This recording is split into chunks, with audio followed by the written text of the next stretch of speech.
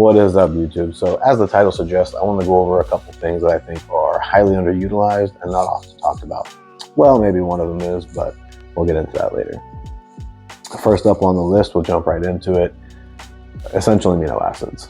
I don't think most people understand the value of EAAs, and I really truly believe that the reason for that is they are highly underdosed, and most people don't know this. So they don't take a proper dose, therefore they don't see the benefit, they don't take them.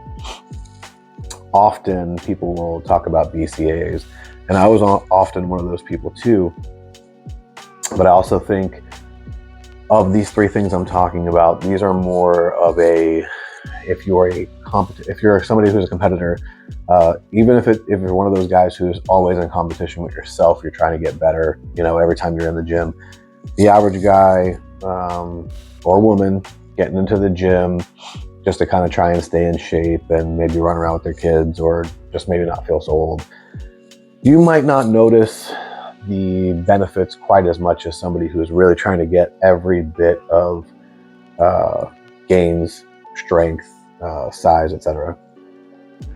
When you're in that situation, every 1% adds up in the end. So something like EAAs, it's a free-form amino acid, which means there is no digestive system issue. It's literally directly into the system, bypasses all of that.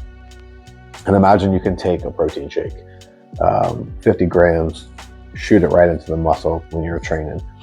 Instantly you start getting the protein synthesis, you start having the repair, the growth, etc.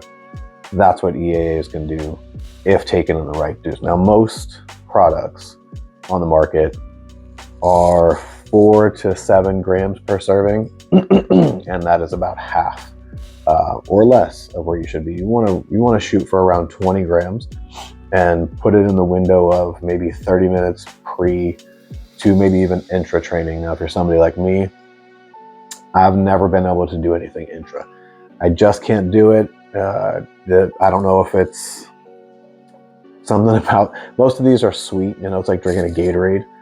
And if I take anything like that in, it's going to end up on my gym floor. So recently I have found an unflavored one, which does not have that funky, I don't even know what to call it. We'll call it chalky, for lack of a better word, aftertaste to it that still makes me want to puke. And it is a cheap, very easy to find and expensive brand. I'll throw it up here. 8 grams per serving. So I take 2 servings, about 30 to 45 minutes before I train. Like I said, it's a free form amino acid, so bypasses the digestive system right into the system. You get the immediate benefits, and there's just nothing better than that. I mean, what's better than immediate? So definitely something I think is underutilized, and I think that a lot of you who don't utilize them, who have probably tried them before and again underdosed the hell out of it, start trying it closer to 20 grams, and I think you will be quite pleased at what you start to see. Number 2, something we all use on a daily basis, I'm sure, on everything we eat, and that is salt. Now, I know there's a lot of issues with people talking about sodium and blood pressure and, I'm not talking about table salt. Table salt is extremely refined, and it literally strips everything away that is what I'm talking about. All of the trace minerals, the magnesium, potassium, zinc, all that stuff is essentially stripped away from the heavily refined table salt that we use on a daily basis. That being said, I'm not saying to go out and consume, mass quantities of something like pink Himalayan salt. However, pink Himalayan salt is not refined to that level. It's very minimally refined, so it keeps a lot of those trace minerals. You're not going to get them on a daily dose, so to speak. Not from salt. It's not going to happen. You'd have to consume 3.5 pounds of it to get your daily intake of magnesium, zinc, etc. from salt. However, because it still has those, and because it has a hygroscopic property, what it's going to do is absorb a lot more moisture. All that moisture means better cell retention, better hydration. Better hydration means more nutrients to the muscle, better growth, period. No two ways around it. And it also tastes amazing. I just recently started, one of the other ones I've used a lot is Celtic sea salt. I really like it. It tastes great. The issue I have with the Celtic sea salt, though you get a lot of the same great benefits, it has all the same trace minerals and everything, you get a lot of the same great absorption, better hydration, etc. It can be often hard to find in a very fine granule, unless you're buying it in small bottles, and that it just gets way too expensive. Both have their issues as far as worldwide, whatever. Pink Himalayan salt is one of, oddly enough, the most fake things when it comes to salt. Not quite sure why that is, so make sure you do your research. I went with one that is just common, had the most 5-star reviews I could find. I did not have time. I needed something quick. I did not have time to research brands, etc. That was just something I came across when looking at the benefit of pink Himalayan salt versus Celtic sea salt, is that it was widely faked. So do your own research. I'll put the brand that I use. Use it at your own risk. And the Celtic sea salt, much like any of the sea salts on the market, have the whole microplastic issue.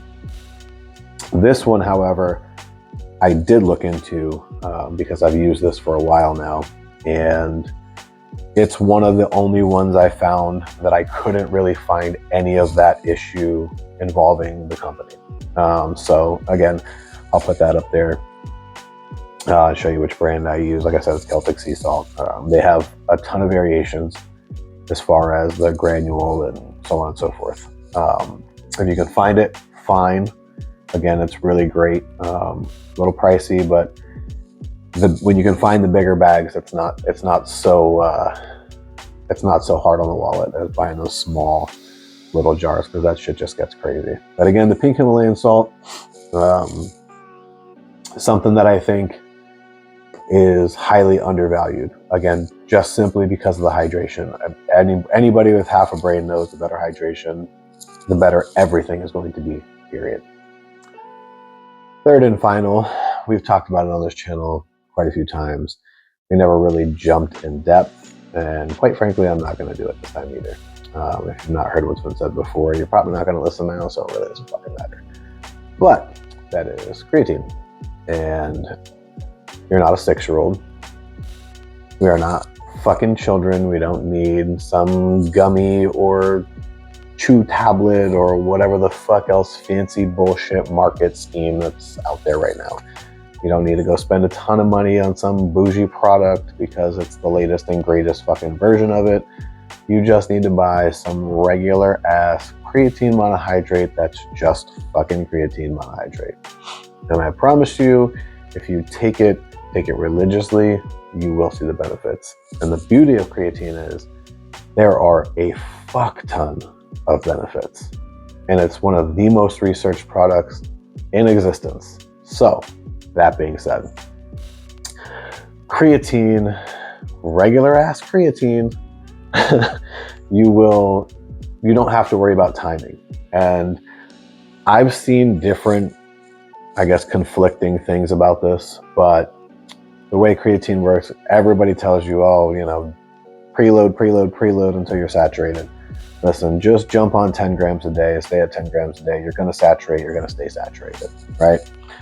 If you're staying saturated, what the hell does it matter if you're taking it 20 minutes before you work out, or if you take it first thing in the morning, you take it before you go to bed, what the fuck ever. I don't see any difference. I've never seen a difference, and I've tried it all. So, that being said, I literally wake up, get to work, grab my coffee, throw 2 scoops in my coffee, call it a day. There's my 10 grams of creatine. I take it every single day. I stay at a saturated level. The beauty of creatine is it helps with everything. It ups ATP, which is literally everything you can think of. And the beauty of it is energy producing, muscle building, It helps with a variety of different nerve conditions, brain function, all different types of cognitive function, heart health. I mean, if you really dive into the benefits of creatine, it is absolutely ridiculous. And it is something that, in my opinion, if you don't take, especially as someone who gets in the gym on a regular basis, you are a fucking moron. Period. I don't mean to sound like an asshole, but I'm an asshole, so take it for what it is. In all seriousness, those three things right there are something that I genuinely believe that if you add to your daily regimen, and you are someone who is a competitive athlete, or someone who is highly competitive with yourself, somebody who is trying to reach that next level, you can't just break that next little percentage, or you just want that extra few percentage of get up and fucking go. Those three things are something that you need to add into your everyday life. And I guarantee it, if you do it and you do it right, add enough. I'm not a doctor. I just someone who I've done this shit for people, for myself. I've had other people who have done it for themselves. It's truly a game changer. You cannot for the price, for how easy it is to do, and for the shit like the salt, the pink Himalayan salt, which again, I'm going to say this, it tastes so fucking good. It's just a no-brainer. That all being said, add these three things to your daily routine, and I promise you'll get some gains.